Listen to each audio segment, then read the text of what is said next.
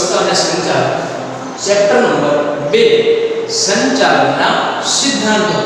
આપણે આગળ સંચાલન ચેપ્ટર ભણ્યા. એમાં આપણને ઘણું બધું જાણવા મળ્યું કે સંચાલન એટલે શું, સંચાલનના કાર્યો, આ બધું આપણે જાણ્યું. એમાં આપણે સૌથી પહેલા જાણ્યા કે તમારે જો સારું સંચાલન કરવું હોય, સારું સંચાલન કરવું હોય તો મુખ્ય કાર્ય 5: આયોજન, બીજું વ્યવસ્થા તંત્ર, ત્રીજું કર્મચારી વ્યવસ્થા, ચોથું દોરવણી અને પાંચમું અંકુશ. આ પાંચે પાંચ કાર્યો જો વ્યવસ્થિત ક્રમમાં સારી રીતે થશે તો તમારું સંચાલન સારી રીતે થાય. આપણે શું જાણીએ કે હવે પણ તમે માની લો મોબાઈલ લાયા, એ મોબાઈલ ની અંદર કોઈ નવી એપ્લિકેશન ઇન્સ્ટોલ કરી, હવે એ એપ્લિકેશન ઇન્સ્ટોલ કરી એને વાપરવી હોય તો એના માટેના કંઈક નિયમો આવે, સિદ્ધાંતો આવે કે આને આ રીતે ઉપયોગ કરવાનો, આ ઉપયોગ કરતા આ વસ્તુ જોઈએ, આટલી વસ્તુ જોઈએ, આ રીતે એનો ઉપયોગ કરવો. આ દરેક વસ્તુનું આપણી પાસે જ્ઞાન હોવું જોઈએ. તો એવી જ રીતે આ સંચાલનના કાર્યો છે, આ સંચાલનના કાર્ય તમારે કરવા હોય તો એ સંચાલનના કાર્ય કરવા માટે અમુક નિયમ, સિદ્ધાંતોની જરૂર પડે છે. અને આ સિદ્ધાંતો એટલે સંચાલનના સિદ્ધાંત. એની વ્યાખ્યા જોઈએ, જો ખાસ વ્યાખ્યા બહુ આપી કે ધંધાકીય એકમમાં માનવ વર્તણૂકને સાનુકૂળ કરવા માટે જે નિયમ અને સિદ્ધાંત ઘડવામાં આવે તેને શું કહીએ? સંચાલનના સિદ્ધાંત. આપણે શું જાણીએ કે ધંધાકીય એકમની અંદર ઉત્પાદનના સાધનો કેટલા હોય? કે ઉત્પાદનના મુખ્ય સાધનો 4. પહેલું જમીન, બીજું મૂડી, ત્રીજું શ્રમ અને ચોથું નિયોજન. જો આ 4 સાધનોમાં નિયોજક છે ને એ કંપનીના માલિક કહેવાય. એટલે એ તો અલ્ટિમેટલી કામ કરવાના જ છે, એને તો પ્રોબ્લેમ નથી. જમીન અને મૂડી તો બંને નિર્જીવ સાધન છે. ધંધાકીય એકમની બહારનું એક જ એવું સાધન છે શ્રમ, શ્રમિક, જે સજીવ છે, જીવંત છે, પોતાને હાવભાવ છે, વિચાર છે, વર્તન છે, પોતાની શોખ, ટેવ, પસંદગી, અભિરુચિ છે. આ એક જ વ્યક્તિ. આપણે જમીનની કે મૂડીની સમકક્ષમાં આને ન લેવાય શ્રમિકને, કેમ કે એનાથી ઉપર છે. એનું કારણ તમને કહું તો માની લો મૂડી હોય તો મૂડી સાથે આપણે ગમે તેવો વ્યવહાર કરીશું, પણ શ્રમ શ્રમિક સાથે કરી શકાય. કહેવાનો મતલબ શું? તો કે જો હવે પોઈન્ટ બીજો હોય કે ધંધાકીય એકમના ઉત્પાદનના 4 સાધનોમાંથી શ્રમિક જ એક જીવંત સાધન છે, તો વર્તન કોનું હોય? યંત્રનું વર્તન હોય? ના, વર્તન યંત્રનું હોય. યંત્ર કામ કરશે, ચાપ ચાલુ કરો, પંખો ચાલુ થાય, ચાલુ હોય. એનું વર્તન ઈ કોન્સ્ટન્ટ રહે, એમાં પરિવર્તન આવે નહીં. નિર્જીવ છે એટલા માટે. પણ ધંધાકીય એકમમાં શ્રમિક છે ને એનું વર્તન કેવું હોઈ શકે? 2 પ્રકારનું. કેટલા પ્રકારનું? 2. કાં તો એનું વર્તન સાનુકૂળ હોય એટલે કે સારું હોય કાં ખરાબ હોય. આપણે કહીએ કે માણસ કાં સારો હોય કાં ખરાબ હોય. જો ધંધાકીય એકમમાં કામ કરતો કર્મચારી સારો હશે, સાનુકૂળ હશે તો કોઈ પ્રોબ્લેમ છે નહીં, કોઈ વાંધો નથી, કોઈ કોઈ પ્રોબ્લેમ જ નથી. પણ જો કર્મચારી સારો નથી, બરોબર કામ નથી કરતો, સમયસર આવતો નથી, કામકાજના સમય દરમિયાન વાતો કરે, આવા ઘણા બધા એના દુર્ગુણ હોય, પ્રતિકૂળ છે, તો એવા સંજોગોમાં એને સુધારવા માટે નિયમો અને સિદ્ધાંતોની રચના કરવામાં આવે છે. કહેવાનો મતલબ શું?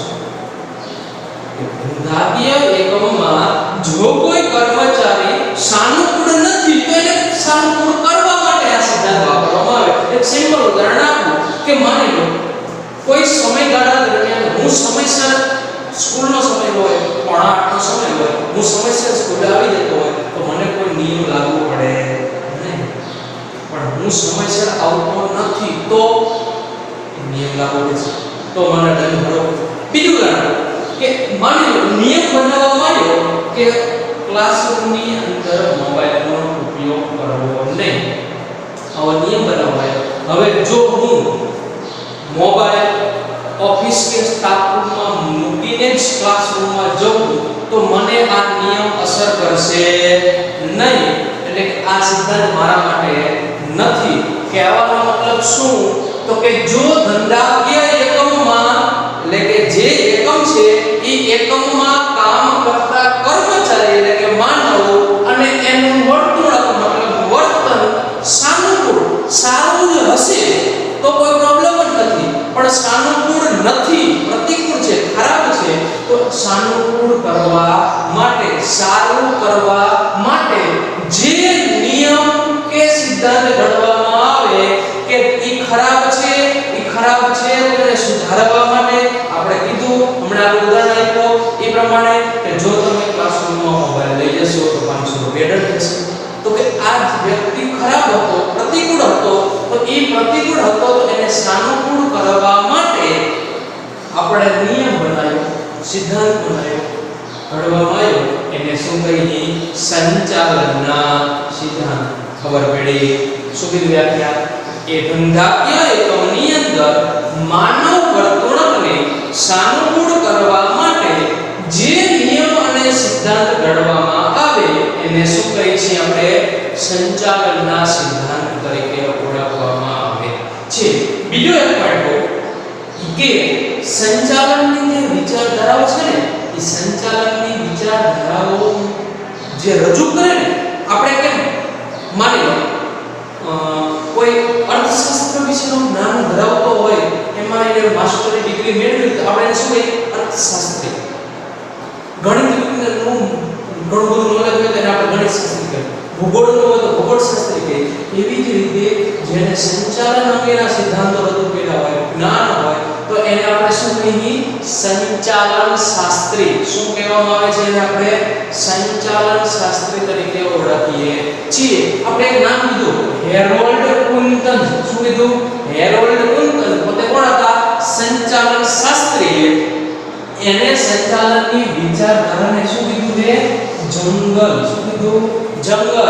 એટલે કે આપણા અત્યારે હાજરમાં જે વિચારધારાઓ છે, જે નિયમો છે, જે સિદ્ધાંતો છે, એ વિચારધારાઓ એટલી અટપટી છે, એટલી ગૂંચવણ ભરી છે, એટલા માટે એને જંગલ કહેવામાં આવે. પણ આ તમારા માટે કે માની લો કોઈ તમે જાણકારી મેળવવી હોય, તમારે શું હોય? તમને ગમે ત્યાંથી કોઈ રસ્તે જતા માની લો કે જંગલમાં તમે દોડવા નીકળો, પણ તમને એનો રસ્તો ખબર છે તો તમારી પાસે એનો નકશો છે તો તમે ગુજવાશો નહીં. એટલે કે આ સંચાલનની વિચારધારાઓ જંગલ છે એ વાત સાચી, પણ જો તમને એ સિદ્ધાંતોનો ઉપયોગ કરતા આવડે, એને કેવી પરિસ્થિતિમાં કેવા ઉપયોગ કરવો, તો એ જંગલમાંથી પણ આપણે રસ્તો મેળવી શકાય. કે એ વિચારધારાને આપણે સમજી શકીએ, એનો ઉપયોગ કરી શકીએ, તો આપણે એનો પણ હેતુ પાર પાડી શકીએ છીએ. એટલા માટે કીધું કે સંચાલનની જે વિચારધારાઓ છે એને હેરોલ્ડ કુંતન જે કેના તરીકે ઓળખી છે? જંગલ તરીકે ઓળખવામાં આવી છે. એક માર્કમાં પૂછાય પ્રશ્ન તો યાદ રાખવાનું. બીજી વસ્તુ આપણે એનો અર્થ જોઈએ, સંચાલનના સિદ્ધાંતોનો અર્થ.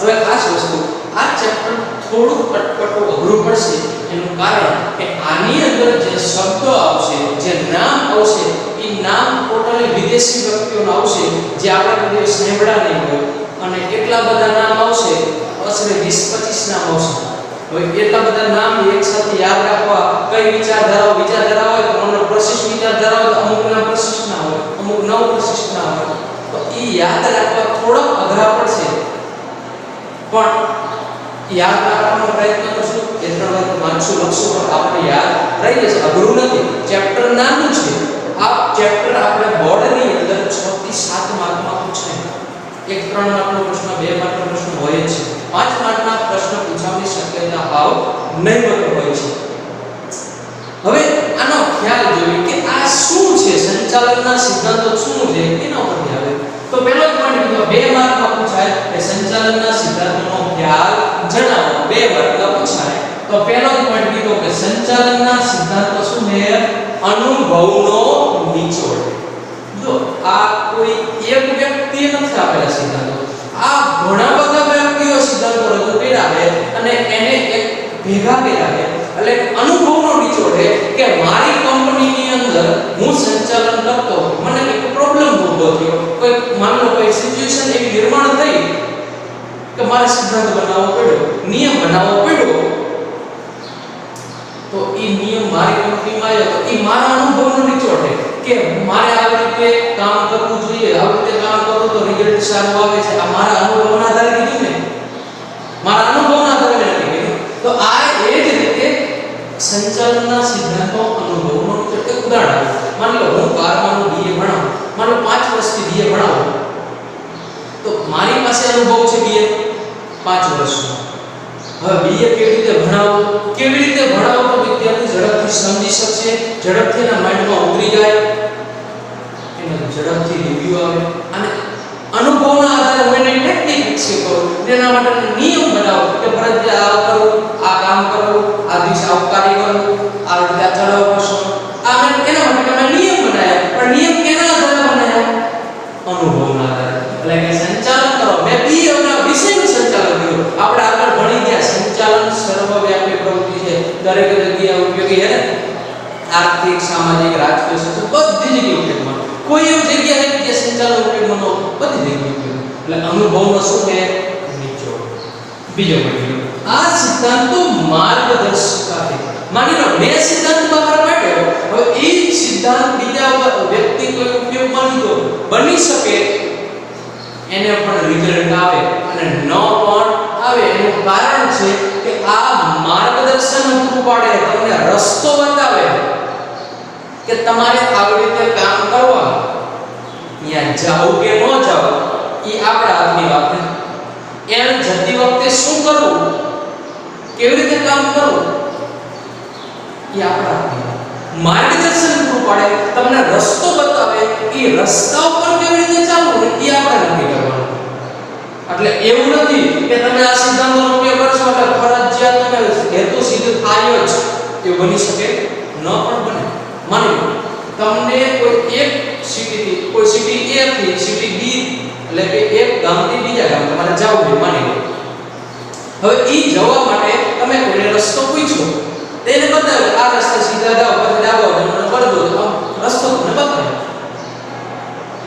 આપણે એ રસ્તા પર ચાલ્યા જઈએ ગાડી લઈને જતા ગાડી પાછળ હાકી કોઈ ખાડો આવ્યો ટાયર પડ્યો ટાયર ફૂટી ગયું તો એ રસ્તો બતાવવાનો વાંક કે આપણો વાંક ઈ વસ્તુ કે આ તમને માર્ગદર્શન આપે માત્ર આ તમને શું પડે માર્ગદર્શન કે તારે અહીંયાથી જવાનું છે એ કેવી રીતે જાવ કેવી રીતે જશો ક્યારે જશો કેવી સ્પીડમાં જશો કેવો વ્યવહાર કરશો આ બધું તમારા હાથની વાત એટલે સંચાલનના સિદ્ધાંતો જુદી જુદી પરિસ્થિતિમાં જુદા જુદા નિર્ણયો લઈ શકે આપી શકે પરિણામ કે એક જ સિદ્ધાંત બે વ્યક્તિ ઉપયોગમાં કરે માની લો ક્લાસમાં આપણે 50 જણા બેઠા હોય શિક્ષક ભણાવવાવાળો એક જ હોય પણ એકને 75% આવતા હોય ને 45% આવતા હોય કેમ સિદ્ધાંત એક જ છે નિયમ એક જ છે પણ ઉપયોગ કરવાવાળા બે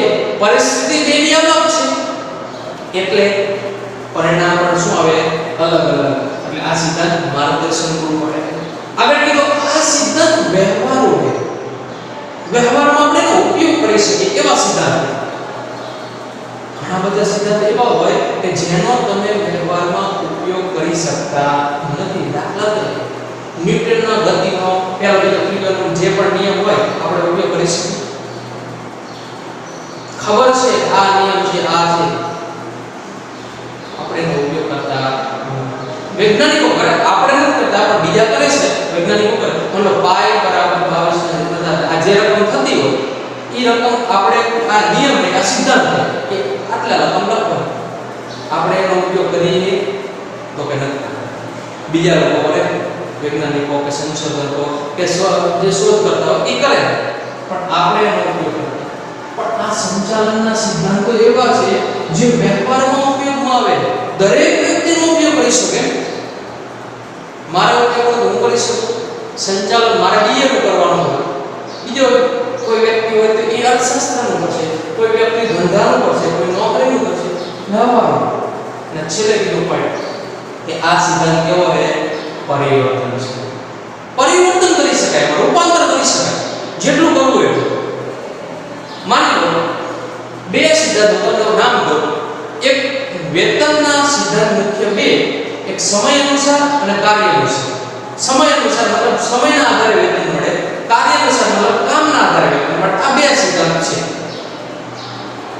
સંચાલનના સિદ્ધાંત કે છે હવે આ સિદ્ધાંત મારે વાપરવા નથી અથવા તો વાપરવા છે પણ બે ભેગા કરીને વાપરવા તો વાપરી શકાય કોઈ જ નિયમ નથી કે એમાં તમે પરિવર્તન કરી શકો નહીં બધું કરી શકો આપણને અનુકૂળ હોય મારા ધંધા માટે મારે કયો સિદ્ધાંત વાપરવો કેવી રીતે વાપરવો એ મારે નક્કી કરવું ન્યૂટનની ગતિના ત્રીજા નિયમ ગુરુત્વાકર્ષણના બળનો નિયમ એમાં સુધારો કરી શકાય ન કરી શકાય પણ આ સંચાલનના સિદ્ધાંતો કેવા છે પરિવર્તનશીલ છે એમાં તમે સુધારો વધારો કરી શકો હવે એના આ આપણે ખ્યાલ જોયો હવે આપણે એના જોઈએ લક્ષણો કે સંચાલનના સિદ્ધાંતના ખાસ વસ્તુ ખાસ તો એનું કારણ છે કે ચેપ્ટર નંબર 1 ની અંદર આના જેવો જ પ્રશ્ન હતો સંચાલનના લક્ષણ અને સંચાલનનું મહત્વ આ બે પ્રશ્ન આપણે ભણ્યા સંચાલન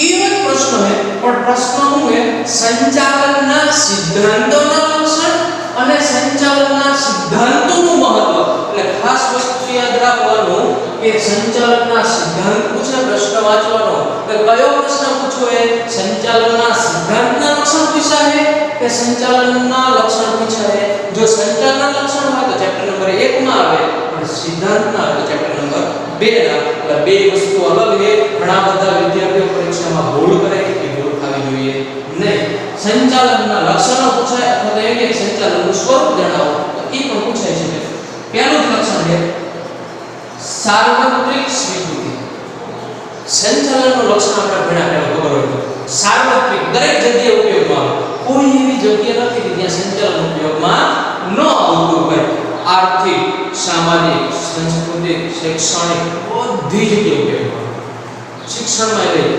વિદ્યાર્થી પણ સંચાલન કરે વિષય આપણો વિષયનું લેસન આવ્યું અત્યારે આ લેસન પતી જાય કાલ પૂરું કરી દે કાલે બીજા વિષયનું કરશું રાત્રે જઈને રીડિંગમાં જઈને આ લેસન કરશું એટલે એ શું કીધું સાર્વત્રિક છે જો સંચાલન છે તો બધા કાર્ય થાય સંચાલન કરવા માટે આ સિદ્ધાંત આપણે ન મળે હવે સંચાલન કેવી પ્રવૃત્તિ સતત પ્રવૃત્તિ આપણે પહેલું લક્ષણ ભેળા હતા સંચાલન કે સંચાલન કેવી પ્રવૃત્તિ છે સતત પ્રવૃત્તિ છે સર્વવ્યાપી પ્રવૃત્તિ છે એવું કોઈ પણ ક્ષેત્ર નથી કે જે સંચાલન ન થતું હોય હવે સંચાલન કરવું હોય તો સિદ્ધાંતની જરૂર પડે કે પડે તો કે સિદ્ધાંતની જરૂર પડશે એટલે પહેલું લક્ષણ કીધું સાર્વત્રિક પ્રવૃત્તિ સ્વીકૃતિ બધી જગ્યાએ ઉપયોગમાં આવે બીજું લક્ષણ કીધું કેવું પરિવર્તનશીલ સંચાલનના સિદ્ધાંતો છે ને પરિવર્તનશીલ છે સમય આધારે એમાં રૂપાંતર થાય પરિવર્તન કરી શકાય એમાં ચેન્જીસ લાવી શકાય એક સિમ્પલ ઉદાહરણ આપો આપણે અહીં ભણ્યા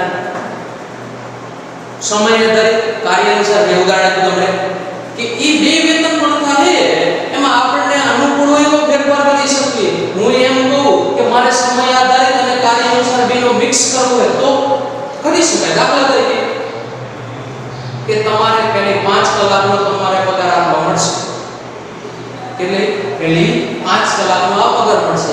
હવે બીજી તમે 5 કલાક વધારે એક્સ્ટ્રા જે પણ સમય ભરશો એના જેટલું ઉત્પાદન થાય એના મળશે. દાખલા ઉદાહરણ કે 5 કલાક તમે કામ કરો, 5 કલાક કામ કરશો તો તમને 5000 રૂપિયા મળશે. 5 કલાક કરતા વધારે જે કામ કરશો એના બદલે તમને વધારાના યુનિટ દીઠ 10 રૂપિયા મળશે. હવે 5 કલાકમાં જે વસ્તુનું ઉત્પાદન થયું એને 5000 રૂપિયા મળશે દર મહિને. પછી 5 કલાક પછી મેં 2 કલાક કામ કર્યું, એ 2 કલાકની અંદર 20 વસ્તુ બની તો 20 ગુણ્યા 10 એક યુનિટ દીઠ 10 રૂપિયા 200 રૂપિયા વધારે મળ્યા. એટલે આખા મહિનાનો હિસાબ થાય એટલે 5200. કહેવાનો મતલબ શું કે મેં બંને સિદ્ધાંત ભેગા કર્યા. સિદ્ધાંત બે અલગ અલગ હતા, બેને મિક્સ કર્યા, પરિવર્તન કર્યું, રૂપાંતર કર્યું, કરી શકું. એમાં કોઈ જ રિસ્ટ્રિક્શન છે નહીં. આગળ સામાન્ય માર્ગદર્શિકા. સંચાલકના આ સિદ્ધાંત સામાન્ય માર્ગદર્શન પૂરું પાડે. જો આ સિદ્ધાંતનો ઉપયોગ કરશો એટલે હેતુ તમારો ધ્યેય સિદ્ધ થશે જ એવું જરૂર નથી.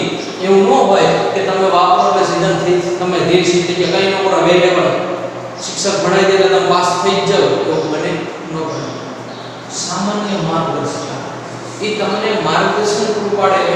રુચિ પસંદગી તમારી ટેવ એના આધારે તમને માર્ગદર્શન આપે છે કે તમે આ રીતે કામ કરો, એ રીતે તમારે કામ કરવું પડે. જો તમે કામ કરશો તો જ તમારા હેતુની સિદ્ધ થશે. કીધું માનવ વર્તન અપરાધ. આપણે વ્યાખ્યા પહેલા યાદ રાખો.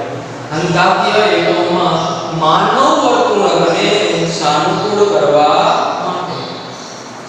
સિદ્ધાંત કોના માટે? યંત્ર માટે. યંત્ર 12 કલાક કામ કરીને એમ કહે છે કે હું મારું કામ કરું, હું બંધ થઈ ગયો, એ તો ચાલુ રહે. ચાલુ કરો એટલે ચાલુ થશે, બંધ કરો એટલે બંધ થશે. એને કોઈ સિદ્ધાંત નડતો, એને કોઈ પ્રોબ્લેમ થતો નથી. તકલીફ ક્યાં પડે? માનવ. માણસનું વર્તન છે, યંત્રને વર્તન નથી. યંત્રનું વર્તન હોય પણ એ ફિક્સ હોય, એમાં કોઈ પરિવર્તન ન આવે. અનુભવ હોય તો ચાલુ કરશો તો ચાલુ થવાનું. એમાં વર્તનમાં ફેરફાર પડે કે હવે 12 કલાક આવ્યો એટલે હવે બંધ કરો, હું નહીં કરું કે એ તો કહેવાનું નથી. એમાં વર્તનમાં કોઈ ફેર થતો નથી. પણ માણસ છે એના વર્તનમાં ફેર 12 કલાક પછી 13 કલાકનું કામ કરો તો બહાર નીકળશે, બધું તકલીફ પડશે, એટલે પ્રોબ્લેમ ઊભા થશે. એટલે માનવ વર્તણૂક પર આધારિત છે. એટલે આપણે એવો સિદ્ધાંત વાપરવો જોઈએ કે એના પક્ષમાં નિર્ણય આવે, એને ધ્યાનમાં લેવામાં આવે, એને દેખરેખમાં નિર્ણય લેવામાં આવે. એટલે કે માનવ વર્તણૂક પર આધારિત. અને આગળ કીધું આકસ્મિકતા. આ સંચાલનના સિદ્ધાંતો ઉપયોગમાં ક્યારે આવે?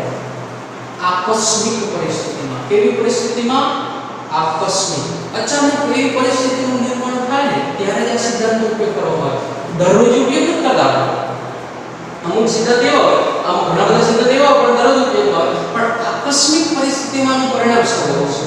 દાખલા તરીકે કોઈ એવો બનાવ બન્યો કે આપણને મોટો ઓર્ડર મળ્યો.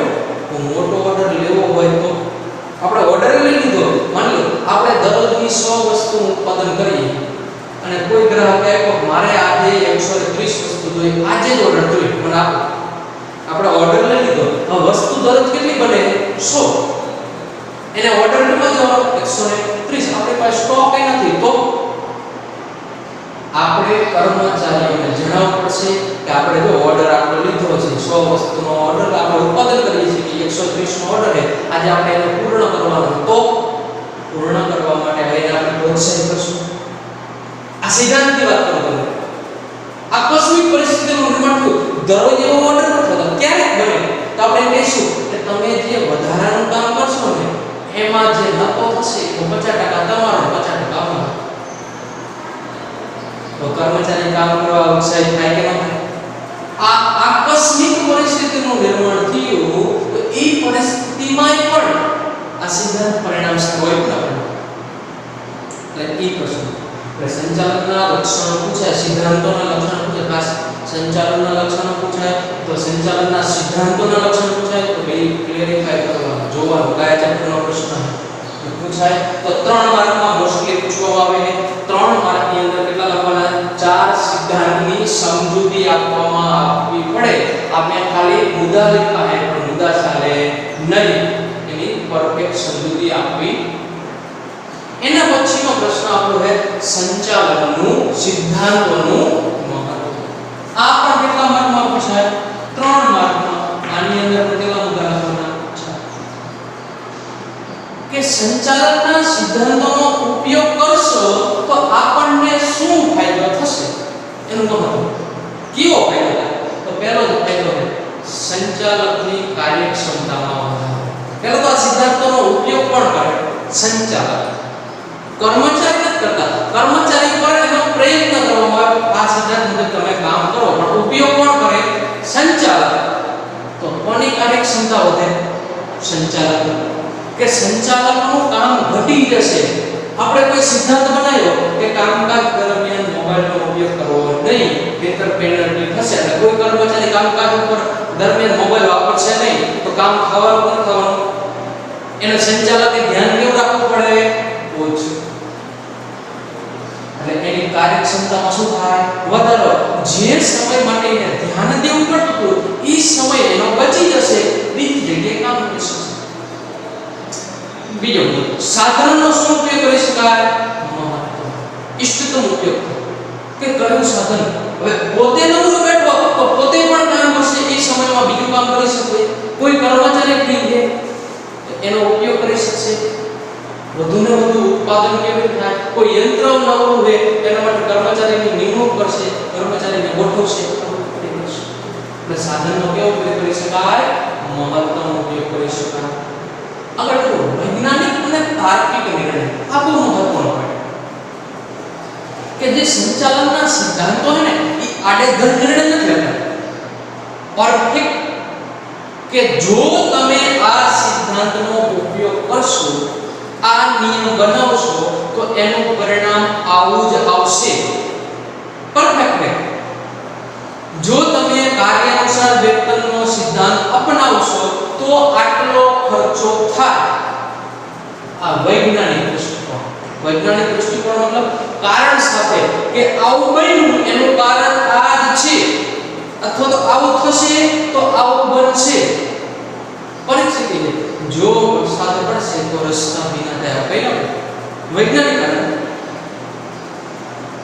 આ વૈજ્ઞાનિક સિદ્ધાંતો વૈજ્ઞાનિક ધોરણો પર આધાર રાખે આપણે પહેલા ચેપ્ટરમાં ભણી ગયા સંચાલન એક વિજ્ઞાન છે ખબર હોય તો એ જ રીતે આ વૈજ્ઞાનિક સિદ્ધાંતો છે કે એને તાર્કિક કે પરફેક્ટ નિર્ણય લીધા છે કે કોઈ પણ તમે નિર્ણય લેશો સિદ્ધાંતનો ઉપયોગ કરીને તો એ નિર્ણય કમ્પ્લીટ રેગ્યુલર સાચો જ આવશે એમાં ભૂલ પડવાની શક્યતાઓ નહીવત છે ઓછી ચોથું બદલાતા પર્યાવરણને અનુકૂળ કરવા માટે કે ઘણી વખત ધંધાકીય એકમ છે ને માં પરિવર્તન આપણે ચેપ્ટર નંબર 12 માં ભણ્યા કે ધંધાને બે પ્રકારના પરિબળ અસર કરે બે આંતરિક અને બાહ્ય આંતરિક પરિબળ ધંધાના નિયંત્રણમાં હોય અને બાહ્ય પરિબળ ધંધાના નિયંત્રણમાં હોતા નથી એ ધંધાની કંટ્રોલની બહાર હોય હવે તકલીફ ક્યાં આંતરિક પરિબળ તો વાંધો નથી પડતો પણ કયા બાહ્ય પર્યાવરણમાં તકલીફ પડે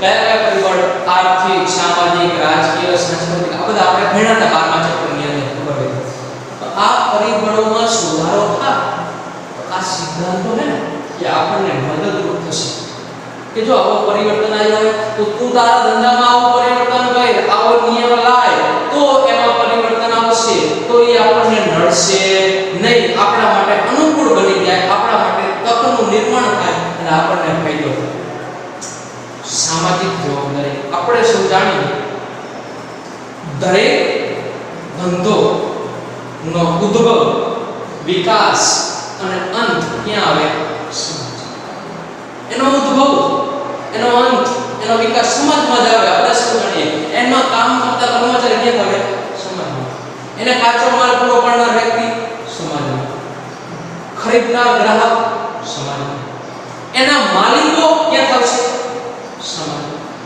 એટલે એની સામાજિક જવાબદારી તમે ધોરણ 11 છેલ્લો ચેપ્ટર સામાજિક જવાબદારી ધંધાની ભણ્યા ખબર હોય તો કોર્પોરેટ સોશિયલ રિસ્પોન્સિબિલિટી, એને ઇંગ્લિશમાં કહેવાય CSR, કોર્પોરેટ સોશિયલ રિસ્પોન્સિબિલિટી, કે જે ધંધાએ આપણો વિકાસ કર્યો છે ને તો એ ધંધાને આપણે પણ વિકાસ રૂપમાં મદદરૂપ થવું જોઈએ, એ સમાજનો વિકાસ આરામસર થાય એના માટે સારી વસ્તુઓ આપવી, ગ્રાહકને આપણે જે વસ્તુ આપી સારી પૂરી પાડવી, એનાથી સમાજને ફાયદો થાય. સારા વસ્તુ આપશું તો સમાજ વસ્તુનો ઉપયોગ કરીને જીવન ધોરણમાં સુધારો થશે, આવકમાં બચત થશે.